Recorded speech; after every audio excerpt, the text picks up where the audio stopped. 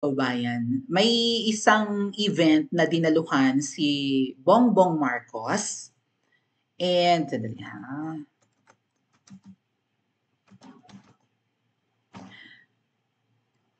Ay, okay.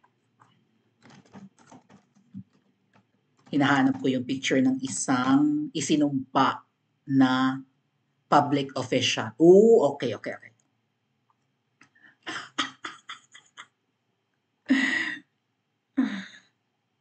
Nasaan yung malala niyang picture? Gusto ko makita yung malala niyang picture. Ay, hindi makita ang malalang picture. Sige na, okay lang.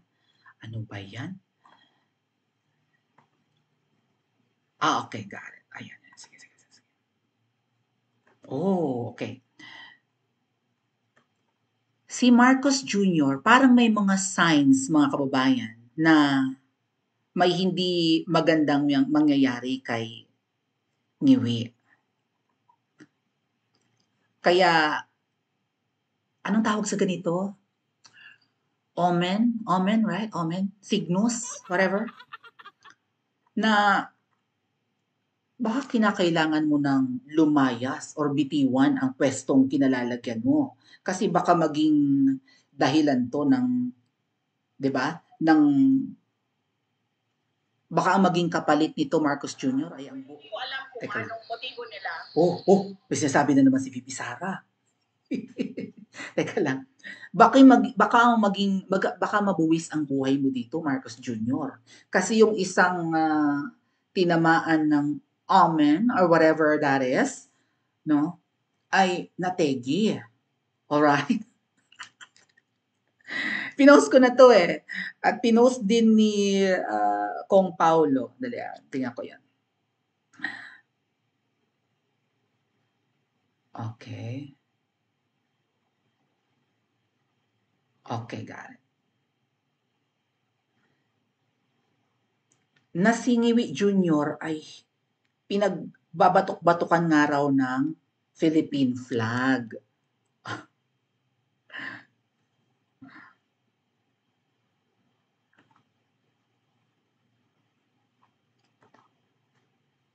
Shinare ko to sa Facebook. Alam nyo, hindi to magandang sign. Although mahangin lang talaga siguro, coincidence lang, but it's the Philippine flag. Naalala nyo, nangyari na ito kay Noy Noy noon, mga kababayan. Si Noy Noy ay, ano ba yan? Kinalmot ng kalapati. Tanda nyo? I think papaalis natin dito si Noy Noy sa sa pwesto. And nagpakawala yata ng Dove ang pari or obispo, and si Noy Noy ay kumbaga lumipad yung kalapati and then bumalik at kinalmot siya sa ulo. Right? At ngayon, si Marcos Jr. naman ay pinaghahahampas, hinambahambalos at binatok-batukan ng Philippine flag. Pakinggan natin yung reaction ni Marcos Jr. mga kababayan habang siya ay nagsispeech tapos yung Philippine flag ay excuse me. Ano ba to? Lumiit pa nga. Yung Philippine flag ay humampas-hampas sa peslak ng ngiwi na ito. Ngiwi ka na nga, nahampas ka pa ng Philippine flag. Let's listen. Ang maganda sa coconut ni Pondo. So yung mga ganito, doon tayo kumuha ng pondo because meron naman talagang infrastructure. Dapat pag-isipan natin kung paano natin pabilisin ang proseso. Paano natin ito na napakaganda. Yung coconut talaga, yun ang pinakamaganda. Yun ang natin miracle product para sa Pilipinas ang coconut. Duktong coconut. At kayang-kaya natin mag-alaga at magparami ng ating mga nyug. Ngunit at malaki ang market sa labas para nga ang kagaya ng sa bigas, kagaya sa palay, yung value added. Hawakan nyo nga ito. Binabatok-batukan na ito.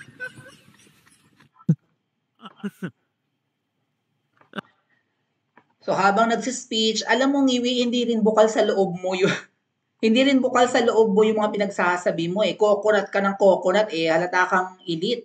Nyog! niyog, lubi, burn na, coconut ng coconut.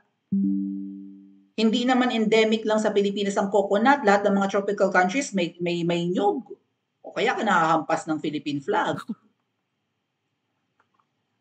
Hindi siya magpakali. Kagaya sa palay, yung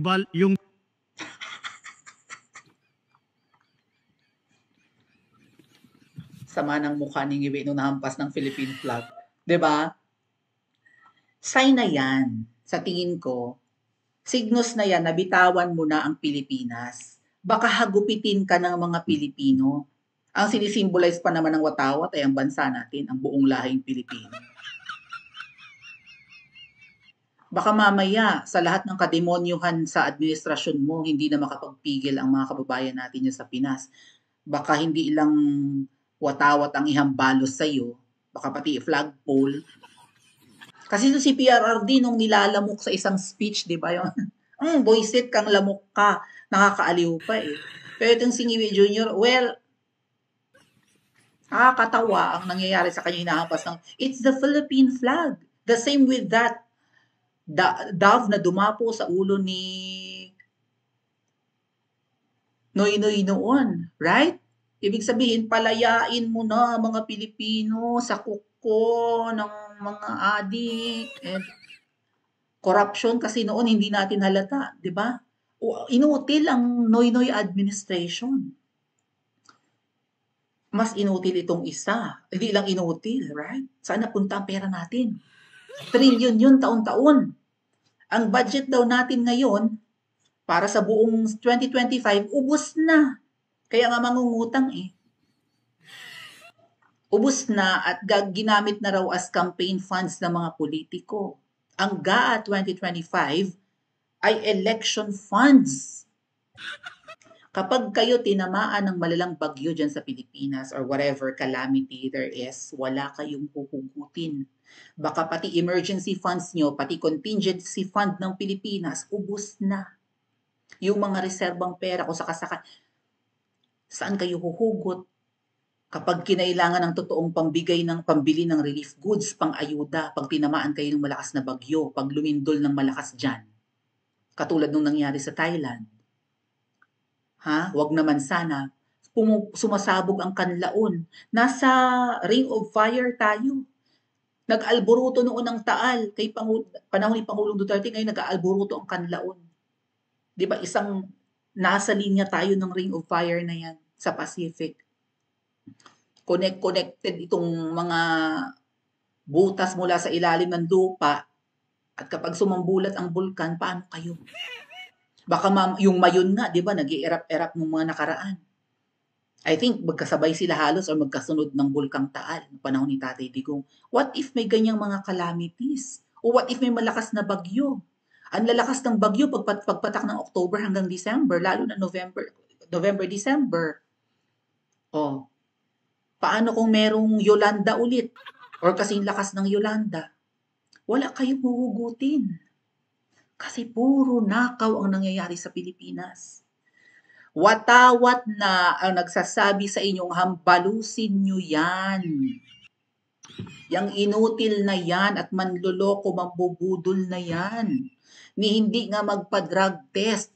Ginawan ng paraan na ma-achieve ang 20 pesos na bigas pero gusto lang magpabango sa mga nasa Bisaya. Nambubudol ulit. Lahat ng galaw pambubudol.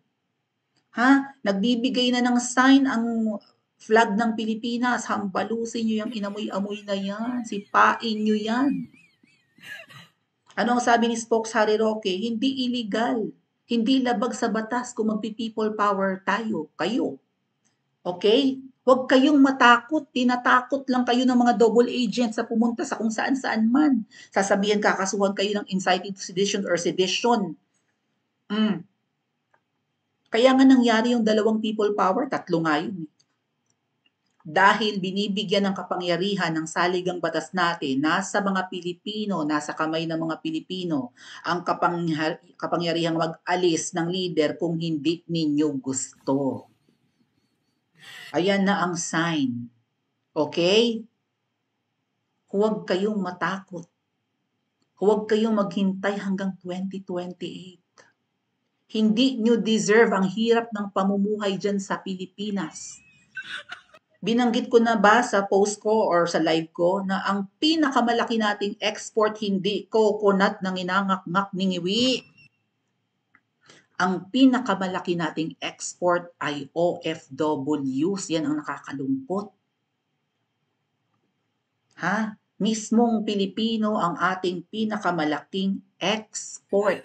Without the OFWs, lalagapak ang economy natin. Kaya nagkaroon kayo ng 1 week na no remittance week, na kinabahan ang ngiwi administration, natakot.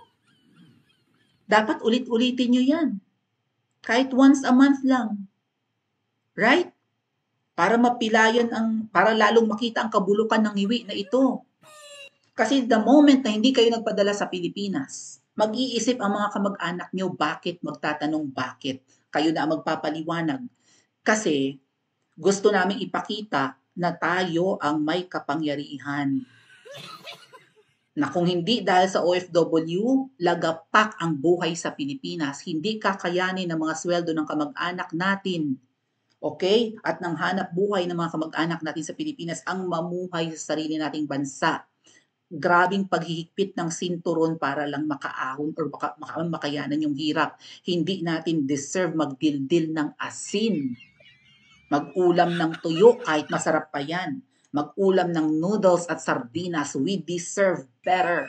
Tapos yung mga binoboto natin, maglalamyerda na naman, na-attend na naman sa libing ni Pope Francis, kakain na naman ng steak, at ng kung ano-anong masasarap na pagkain, kayo hirap na hirap sa buhay.